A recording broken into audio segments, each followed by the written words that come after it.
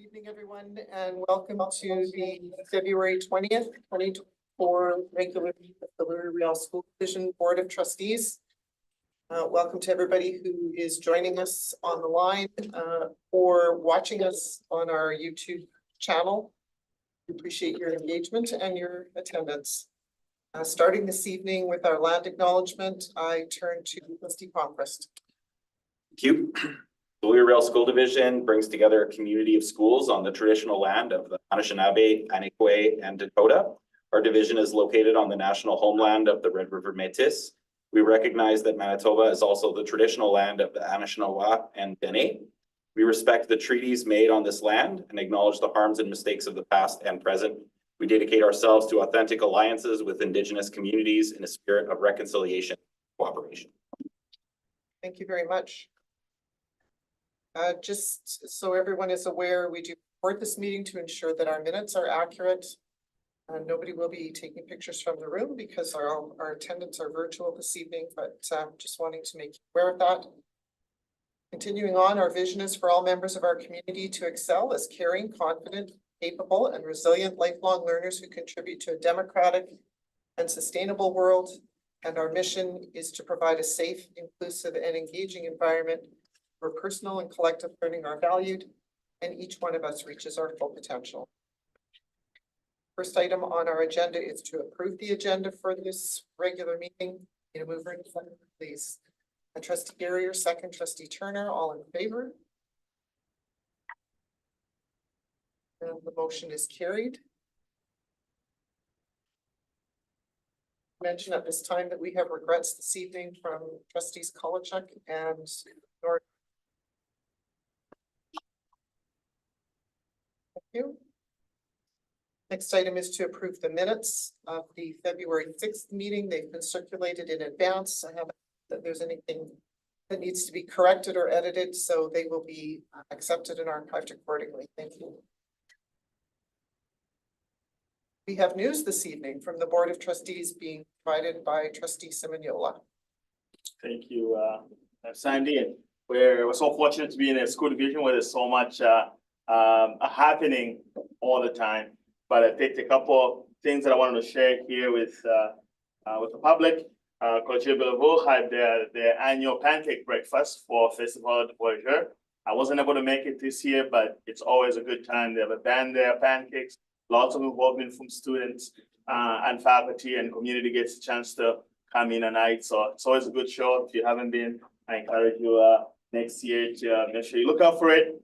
And we are having a budget presentation. You know, we are looking for the public to, whether you're a parent or just the public, to really get involved in which direction do we take this budget. So we're looking for feedback, and there'll be a presentation that will be held next week, Tuesday at 900 St. Mary's at the board office. So we encourage everybody to look out for that. And February is Black History Month. This year's theme has been Black Excellence, a heritage to celebrate and a future to build. There's been activities going on across our division of learning and celebration. So just want to give kudos to the students and the parents to continue that celebration. If you haven't been able to catch any of the activities, check out the LRSD calendar and just another calendar from the Black History Month committee online, and you'll be able to catch a couple of events that are still out there. Thank you. Thank you very much. News this evening from senior leadership team being brought by Assistant Superintendent John Paul. So I'm going to highlight some events from two of the Glen Lawn family of schools. So Windsor School had a busy couple of months. They celebrated together as a community with their K-8 winter concert on January 30th in front of a full house. And fortunately, Trustee Nordheim was in attendance for that event. Their grade 7 and 8s were on a ski trip to Holiday Mountain, which is a feat considering how little snow there has been this last winter. And so they shared that trip with Nordale, so two small schools working together. Additionally, their community volunteer squad, which is comprised of folks living in the broader Windsor neighborhood. A lot of these are not necessarily retirees, but have different connections. Perhaps their children passed through Windsor at one point in time and might be in high school and no longer want their parents volunteering. So this community volunteer squad is averaging about 40 hours a month in the classrooms at Windsor School. Samuel Berland is another busy school in the division with their grade 7 and 8 band concert happening on January 25th. Professional learning is part of this school's multi-year strategic plan. One of the areas of professional learning is around neurodiversity and supporting learning. And that was the focus of their February 2nd PD Day. In addition, they've had some guest readers for I Love to Read month. And you'll see a picture there at the bottom that says display that was initiated by and contributed to by a variety of classrooms in the school in celebration of the Lunar New Year. And one of the highlights of the school community was a number of the multilingual learners from backgrounds of different Asian countries who celebrate the Lunar New Year in their cultures, shared with students. And so it was a great opportunity for them to practice their English in a real life setting. And not only were they, able to practice their English, but also share their gifts and talents by sharing of their culture with students in the school. Thank you very much to you both for bringing news this evening. That's always a great way to start our meetings. Finance and audit, the first item is update on activity on the thought exchange that is related to feedback from the public as we compile our draft budget. And turn to Secretary Treasurer Nikki to walk us through what we're seeing in that thought exchange. Thank you very much. So we're just to let the public know, we have our thought exchange for our budget 2024-2025. We're looking for feedback to help inform budget and budget decisions. The thought exchange will close on March 12th, 2024. And so a lot of the feedback that we're getting, we're still gleaning through, but some of the main themes have to do with class sizes and supports for students.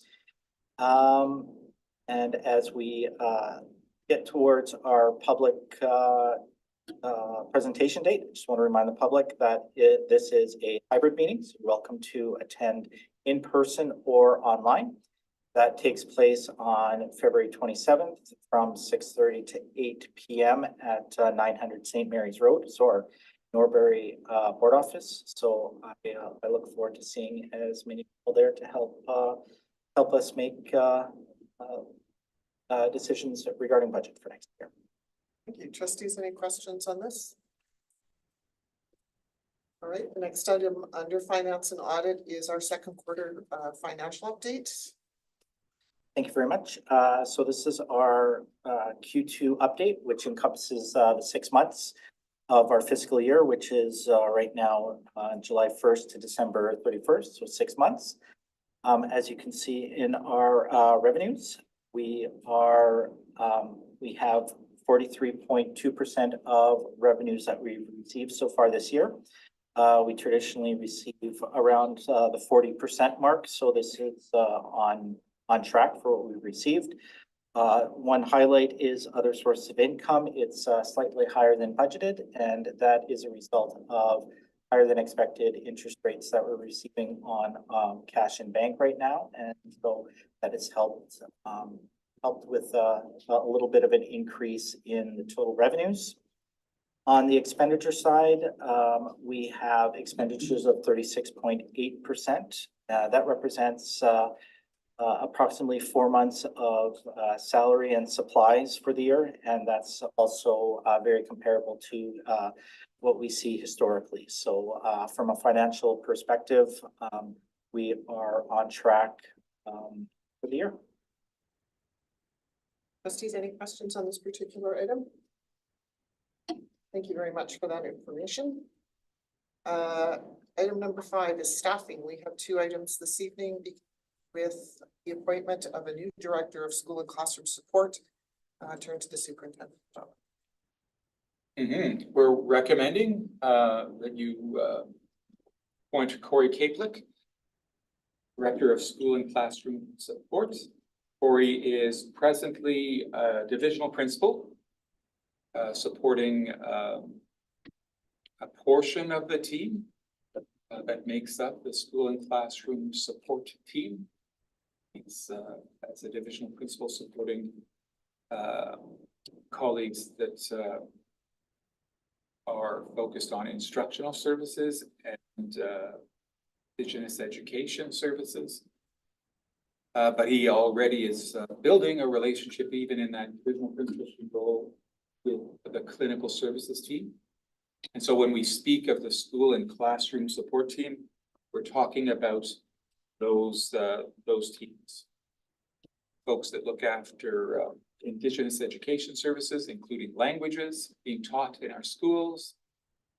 Folks supporting instruction in classrooms, and the clinical services team, psychologists, social workers, speech pathologists. So Corey is going to continue to evolve in that leadership role and take on support for all. Thank you. Recommendation then is that Corey Kapalik be appointed Director of School and Classroom Support effective immediately. Turn a seconder, please. Trustee Sigurdsson, second. Trustee Savignola. Questions on this item?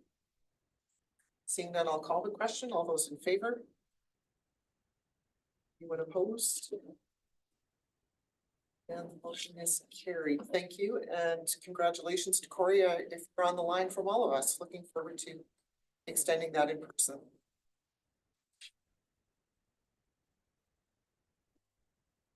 Personnel update, the second one is receiving notice of retirement of some individuals within all administrators, I should say, and to the superintendent. So as you just pointed out, Trustee Nemeth, we have lots of folks retiring. And the reason we bring to the board those retiring from the principalship and the vice principalship is that according to the Public Schools Act, you have a responsibility relative to those appointments. And so we have two school administrators retiring effective June 30th. Alain Michalik, principal at Collège Jean Sauvé, and Darlene Fleck, vice principal at École Van Bellingham. We will have opportunity to acknowledge their many contributions for many years in LRSD in the coming weeks.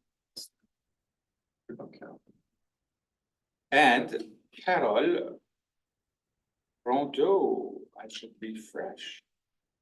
I wasn't seeing Carol Rondeau appearing. And I so apologize. There you go. I should have refreshed my screen. Carol Rondeau, I'm looking at my screen here, not up there. Carol Rondeau is also retiring, vice principal. So sorry. It's okay. Trustees, any questions on this? All right, this doesn't have to be, I know we appoint by board motion, we don't accept these by. We can't reject retirement. Well, no, I know. I was thinking. We can try. Right, that would extreme. All right, yes, so congratulations to these individuals and else who is going to open a door to new adventures and opportunities. You know, there are a number of people that will be making that choice, and we look forward to connecting towards the. Item number 6 is an opportunity for information to come to the group. Today, we will hear from Trustee Garrier, who attended an event on February 8th and 9th and is going to share with us. Thank you, Sandy.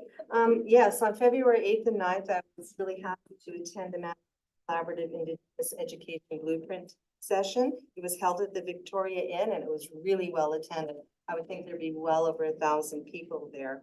It's from an initiative that was started way back in 2015 when Manitoba's 6 universities, 3 colleges, and the Manitoba School Board Association became partners in a commitment to make Manitoba a global center of excellence in Indigenous education and signed a Manitoba Collaborative Indigenous Education Blueprint. And there was 10, I'm not going to read you all 10 commitments, but they had 10 commitments. You can always look on the website if you would like to know more about it.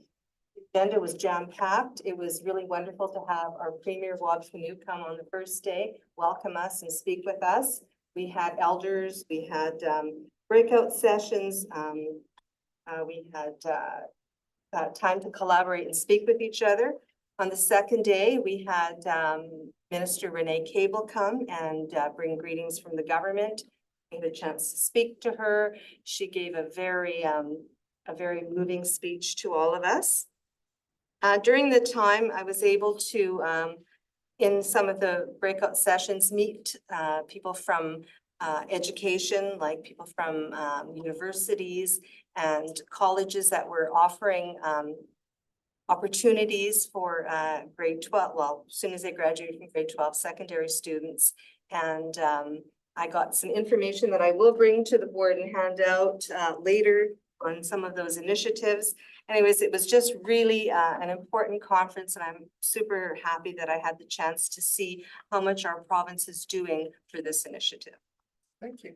Trustees, any questions or senior team? Some of you were there, I presume, so anybody have any questions? All right, well, thank you very much. It sounds like it was extremely Really worthwhile. good and very worthwhile, so appreciate your attendance. Information coming to the board from the senior leadership team this evening. We start with capital projects updates. We will have Assistant Superintendent Anderson bring an update. Sorry, I will have our Secretary Treasurer, Jamie Rudnicki, bring an update as it relates to Cloud Stage Creek Buena Vista. And our Assistant Superintendent Darcy Cormack bringing up as it relates to Marion School. Perfect. So I just want to bring attention. We started to get some, well, we've always had photos about drone photos of the site, but we're starting to see some concrete or some progress being made on site.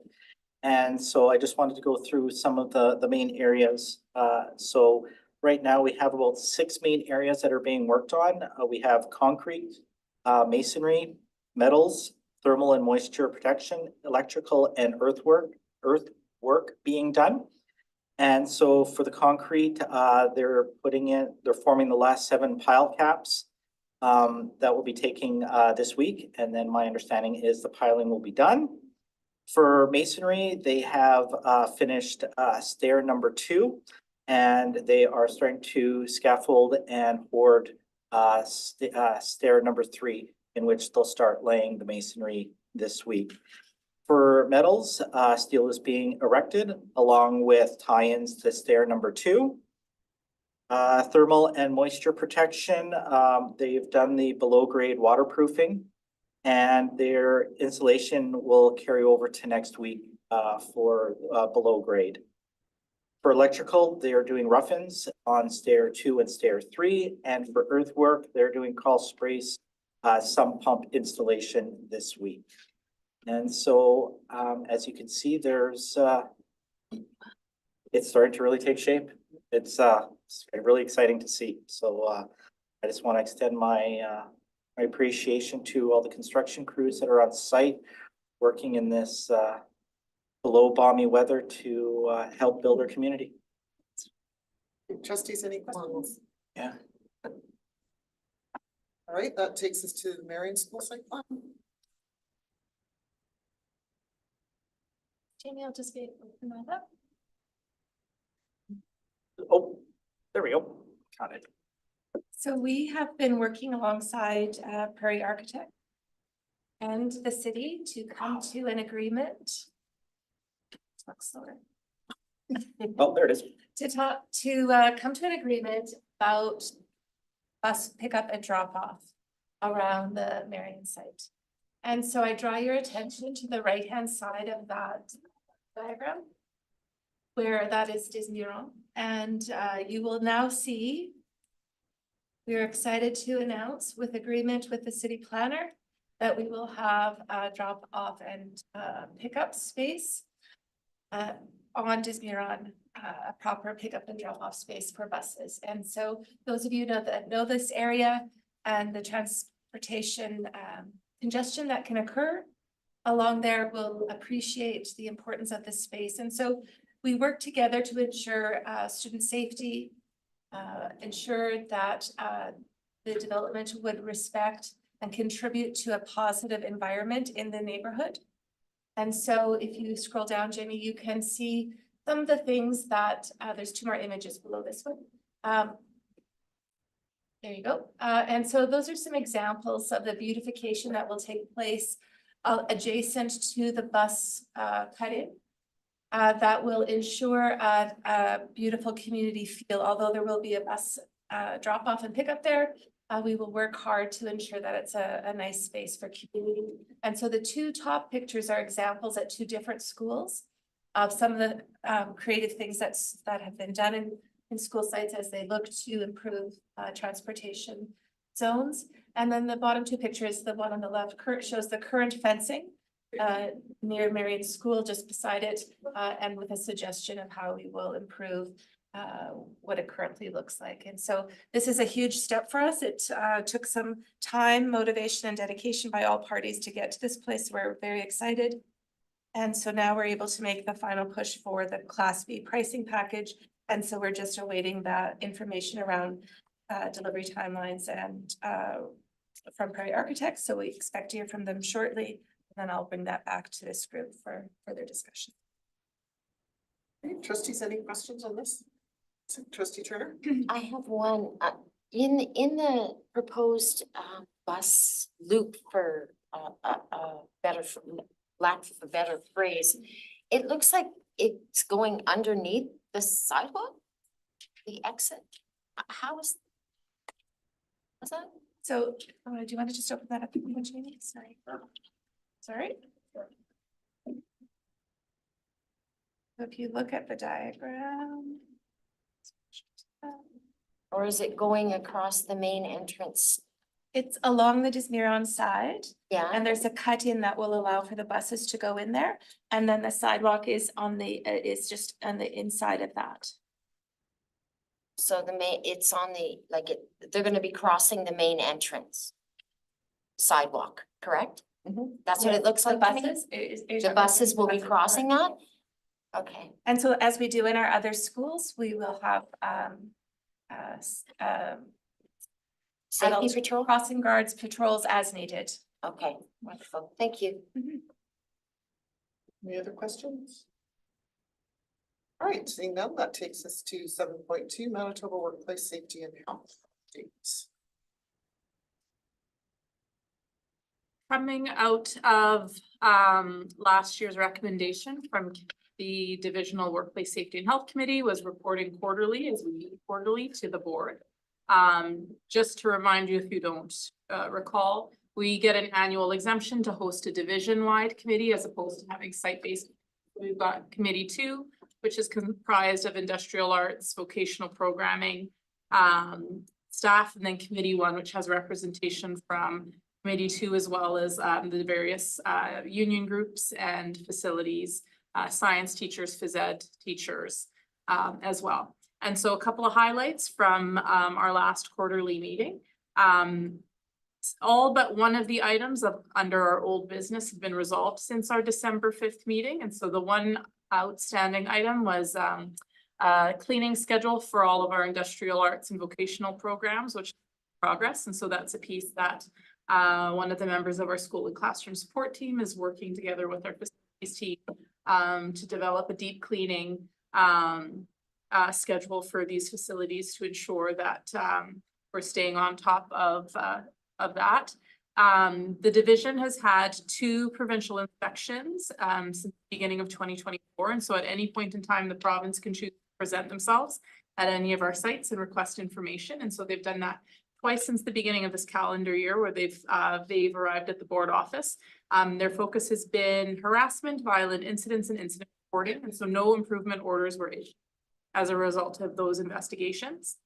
One of the pieces that we discussed at the meeting is online reporting. You'll recall that we moved to an online reporting system in order to increase accessibility. Currently, any substitute or casual still have to report on the paper form. But we as a committee reviewed the nature of the reports being submitted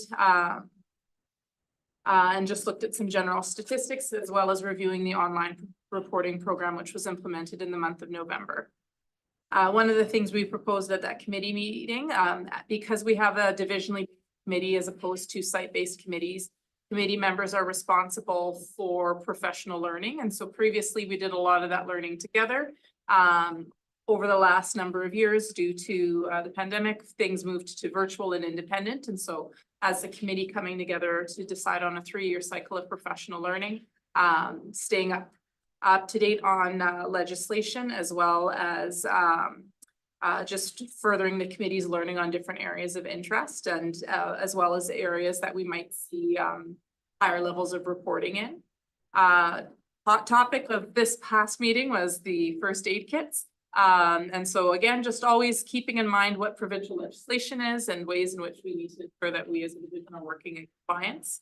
We've previously shared about the Guarding Mind survey, and so this is a wellness at work survey that we're having all divisional employees complete. And so some really robust conversation at that committee meeting from members around, you know, when we draw attention to issues, we have to be ready to hear all sides of it. And so with the Guarding Mind survey, you know, acknowledging the fact that there's going to be a lot of learning that will come from the review of the survey data, and looking forward to seeing what that will bring, the recommendations that will come along with it, and some really important conversations around confidentiality and the steps that the division has taken with the survey to create a space of safety for folks to share about their experience of wellness at the workplace. Last year, we reported on some professional learning opportunities as a result of some of the higher incident reporting we were seeing with our educational assistants. We recognized a need to do some professional learning. And so last spring, we focused on well-being for our educational assistants. And this year, we're focusing on skills and strategies to support students. And so there's been some really positive feedback from our educational assistants about the professional learning that they've been receiving. And we've had clinical services and school and classroom support team, instructional side supporting us with the development of that professional learning. And then finally, recognizing some of the work that we're doing around safety and the overlap that there is with the accessibility working group. So the importance of not working in silos divisionally, but being informed about the work that others are doing.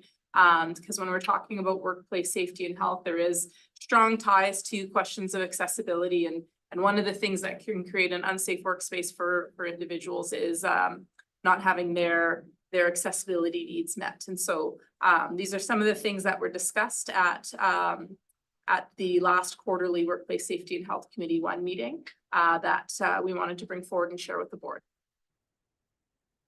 Trustees, any questions on this report? Just a question, remind me the size of the committee, the number of individuals that are. So the committee is comprised of we've got about 15 on the committee. Okay. And so it's representation from all of the unions. So we've got from the 3 QP groups, LRTA, then we've got phys ed, someone representing phys ed departments, science departments, industrial arts and vocational programming, and then workplace safety and health officer, myself, and representation from the senior leadership within the facilities department. That then takes us to the leadership team meeting and an overview of what was discussed on February 14th.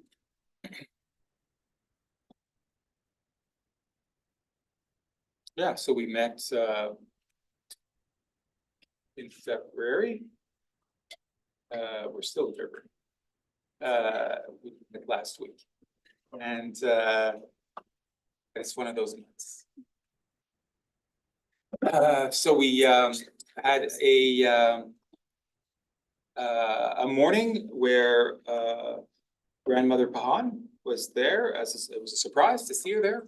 She was working with the Nelson McIntyre Collegiate Family of Schools earlier in the morning. And so she stayed to bring opening remarks. And we moved right into our project-based leadership learning morning, where principals and vice principals work on a leadership project focused on their instructional leadership in the school, and senior leadership. Other employees are there to support their learning. In the afternoon, we had department updates.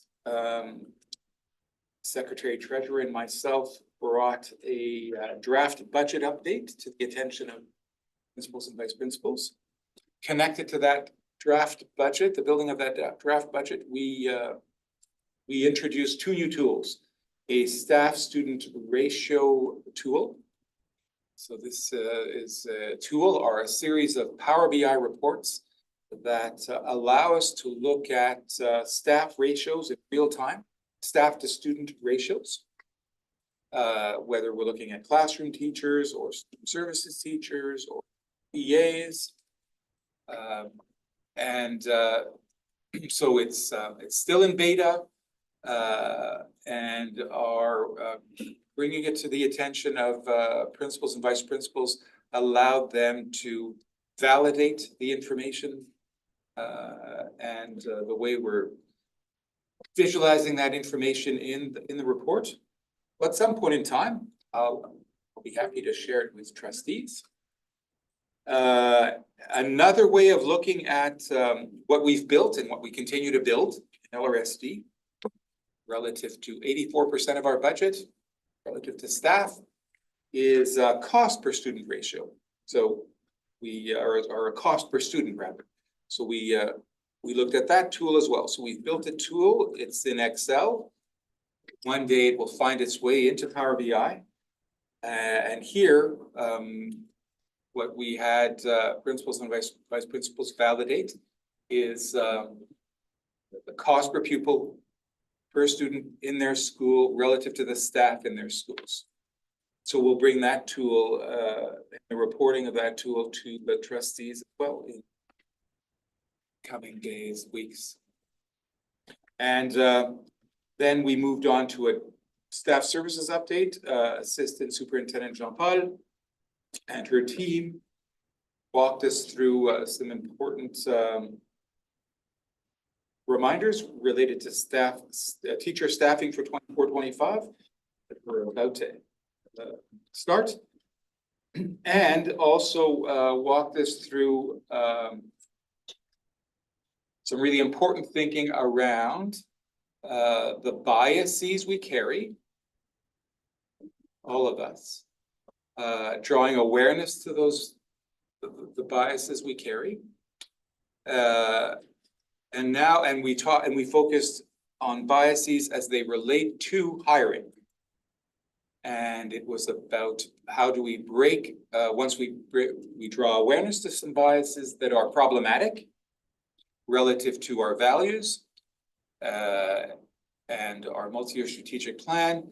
How do we break those that cycle of biases that are unhelpful, that are contrary to what we say we value? And we didn't have time to get to the attendance task force update, so I've promised that team, they're at the top of the agenda in March. Trustees, any, excuse me, questions on this? All right, we look forward to this report coming out of your March meeting. Thank you. Item 7.4 is the enrollment report for this year update. So on our website, we have an enrollment report. Anyone visiting our website can open. So our Secretary Treasurer can open that report right now by just clicking on the picture that he saw there. And it opens up a Power BI report that anyone in the world can open. And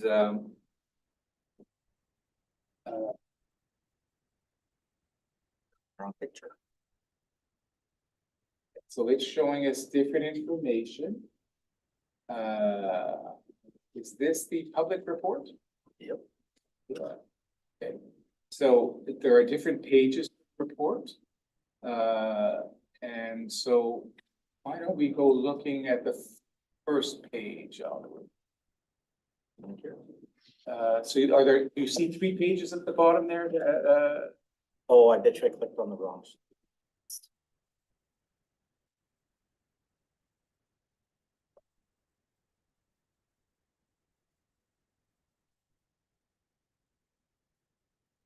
Anyways, if you go on our website, there are 3 public reports.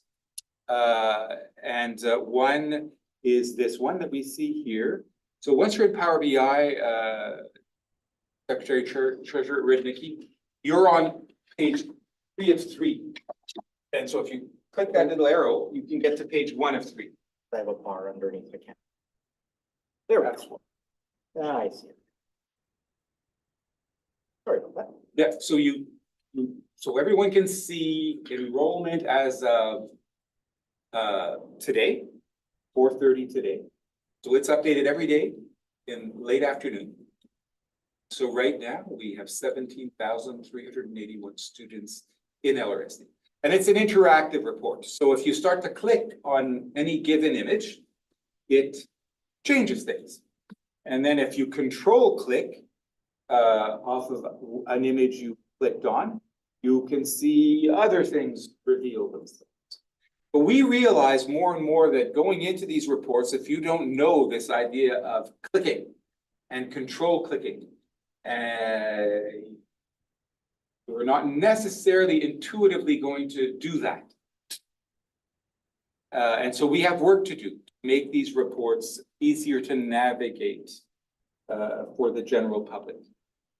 But again, so here we can see enrollment across grades, enrollment across schools. We can choose a grade and see how that's playing out across schools. At the bottom, we can also see some of the identities students carry as it relates to culture,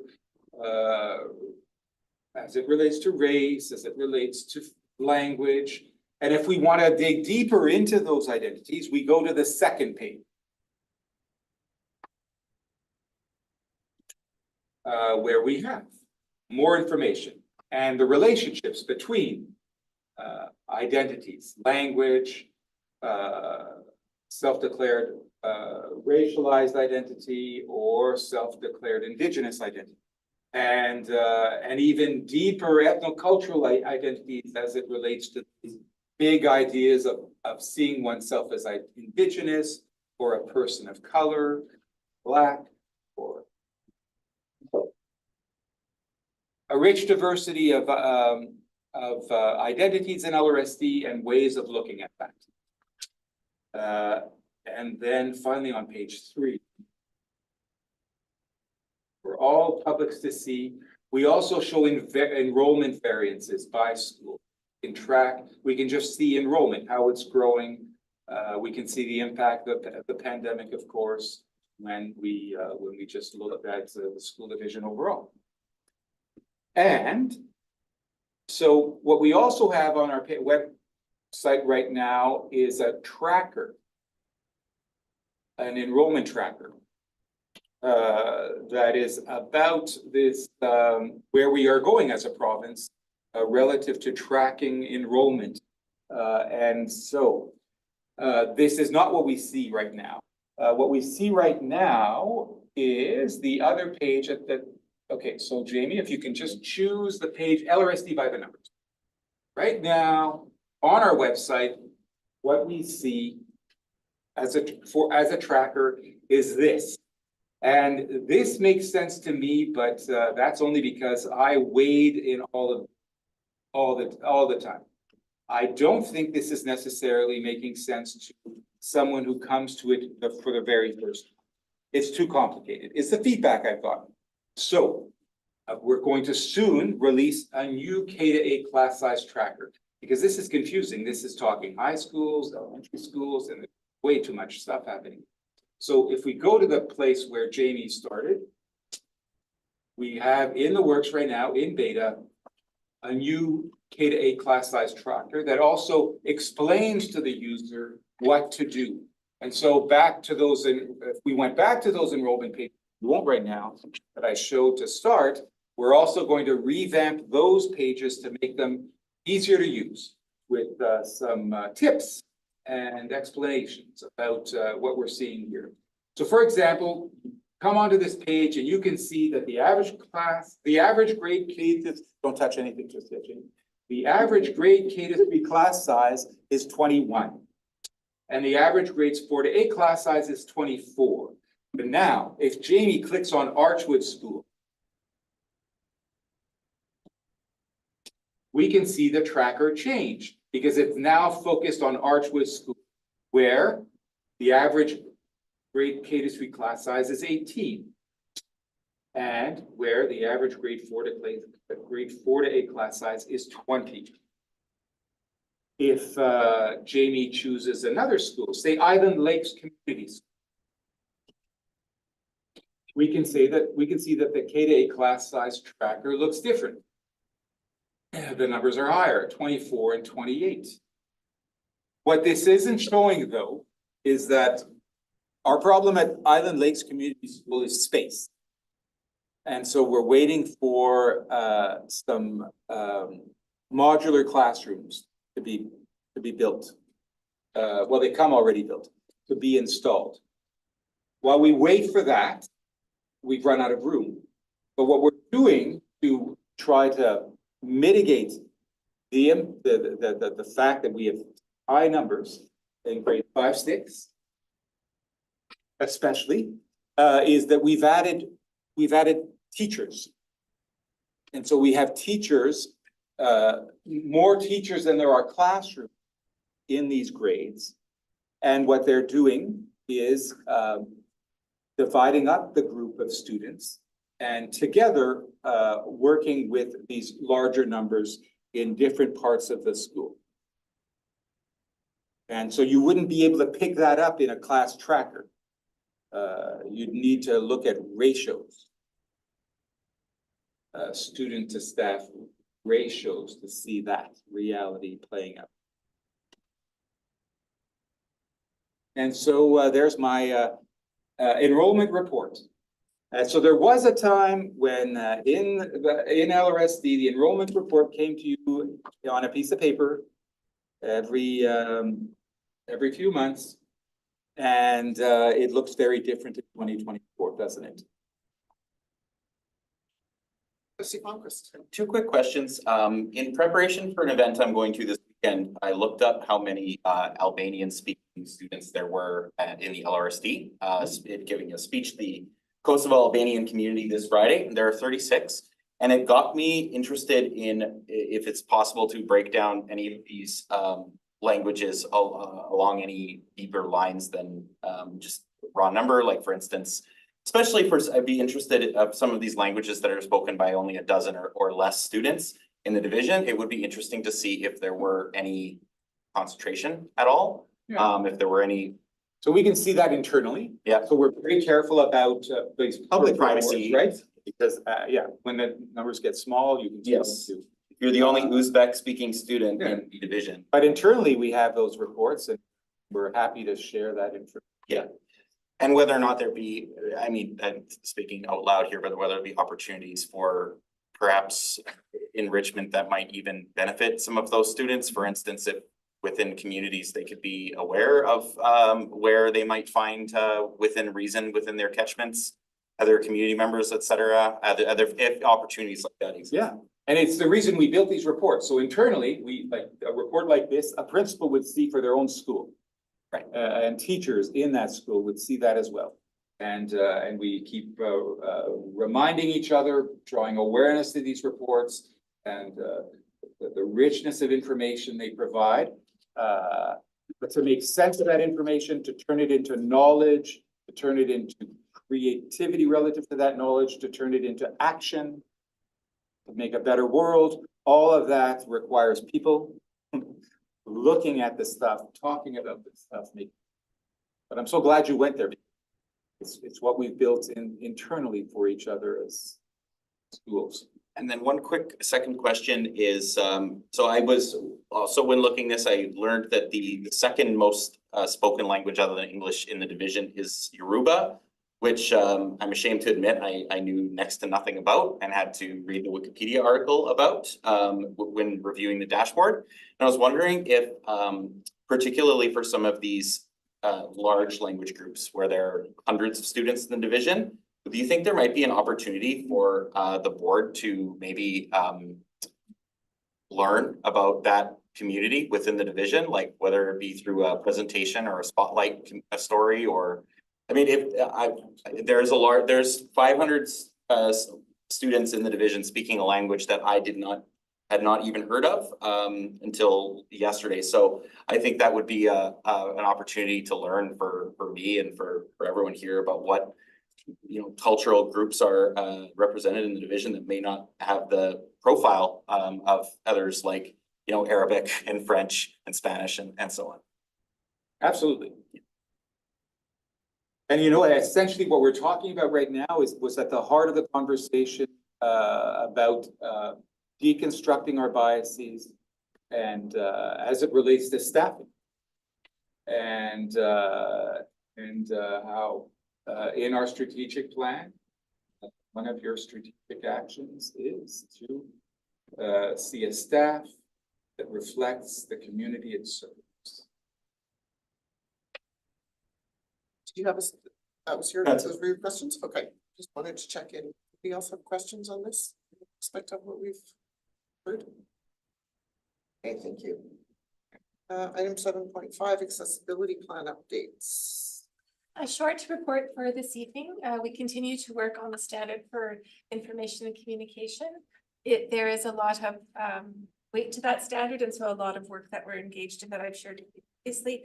But an update is that we have decided to go ahead and apply for the Manitoba Accessibility Fund grant. So I shared with you that organizations can apply for a $50,000 grant. We applied last year and were unsuccessful. We've changed our strategy a bit and are submitting a application that focuses on communication boards in our playground. So some of you will be aware that we installed communication boards at 2 of our playgrounds, and our goal is to expand those across schools. And so we're hopeful that application will be successful. I will keep you informed once we hear. Thank you. Any questions on this item? Trustee Sigurdson. Just that I'm glad you mentioned that because it's, I thank you for your hard work, but in terms of accessibility, playgrounds are so important and so crucial. And I know that a lot of good things have been done by our division lately with remodeling and that sort of thing. So what you're suggesting, what you're talking about is an excellent step. I very much appreciate it.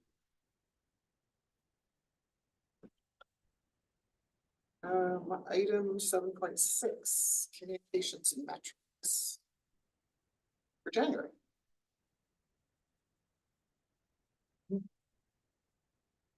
So followership is up. So our top post on X was for January was the welcome back. Our top post on Facebook was also, no, sorry, it was the community kitchen. On LinkedIn, it was the events and community coordinator opportunity. Hiring opportunity given the vacancy created by a colleague, moving on to another opportunity. Excited over to see. On Instagram, it was Quaker Canada. A voluntary recall. On the website, it was policy KLG, School Relations with Police Services. On YouTube, it continues to be this live stream event. And we have email campaigns that go out to Guardian, leadership and staff. I keep saying we should bring you a more detailed report on those email. We'll do that for, let's diarize maybe to do that for March, looking at February.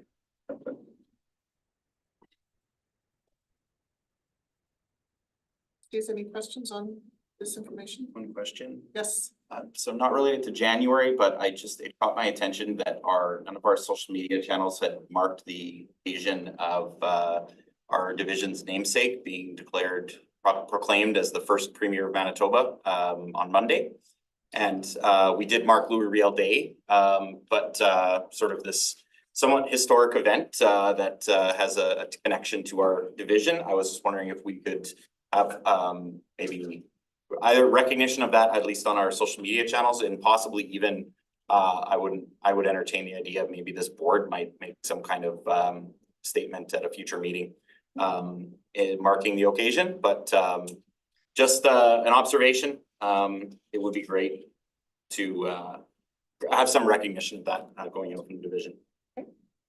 Trustees, any other questions? There had been a request at our last meeting regarding the school board's social media activity. We maintain one platform, which is X. We currently have 2,302 followers, and that is up one since our last meeting. So I will check in on that every so often and keep everybody apprised of what's going on. That takes us to correspondence, correspondence that has been received by the board. Not sure if there's any questions on any of these. There's correspondence also that was sent out, which includes the letter from the board under the signature of the superintendent and myself regarding a Pan-Canadian nutrition program to be part of the next federal budget. And then there is information from the Manitoba School Boards Association, some executive highlights and the bulletin that comes out every month. Any questions on any of these? Right, we have one action item and that is related to schools of choice. And I will turn that to Assistant Superintendent Anderson for next. Very good, thank you. Trustees will be familiar with the annual exercise of identifying schools that are nearing capacity or full. And at this time of year, beginning February 1st, parents can submit an application for the upcoming school year to request that their child attend school outside of their designated catchment area. The deadline for these applications is May the 15th, and they're considered by school principals based on criteria that are determined by the province. One of the most important criteria is there needs to be space available in school. So bringing this motion for your consideration this evening is to identify schools who are very full. These are primarily concentrated in the southeast quadrant of the school division. And with the addition of one that is in St. Vital, St. George School. Otherwise, they are all in the southeast quadrant. And this motion would not preclude a parent from applying, but this advises them that these schools are full and that consideration can only be given in exceptional circumstances to approve a schools of choice application to any of these buildings. So that would mean that rather than the typical approval process, this would be a bit more rigid in terms of consideration of the reasons compelling the family to make the request.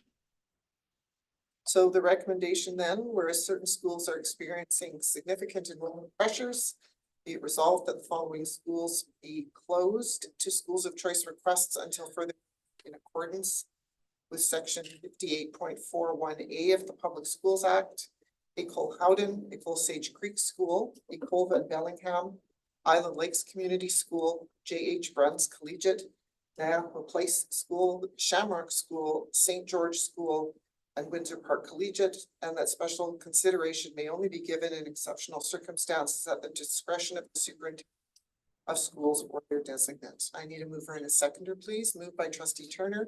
Second. Second by Trustee Sigurdson. Any questions on this?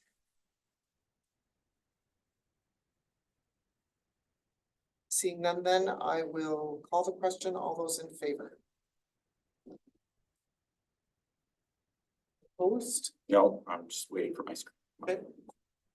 Oh, sorry, I'm in the wrong. Trustee Semignola, we await your vote. I vote yes. Oh, thank you. And the motion is carried. Thank you.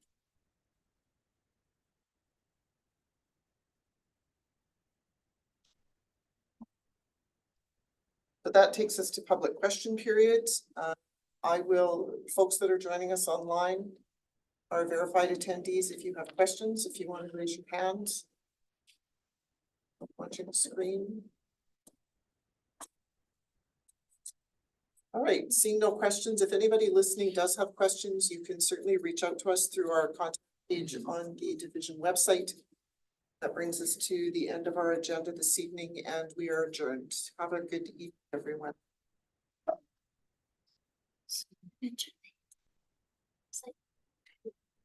I'm gonna send you my thing, okay? Oh. My pleasure. So, Screw about. glad you're interested. We'll just send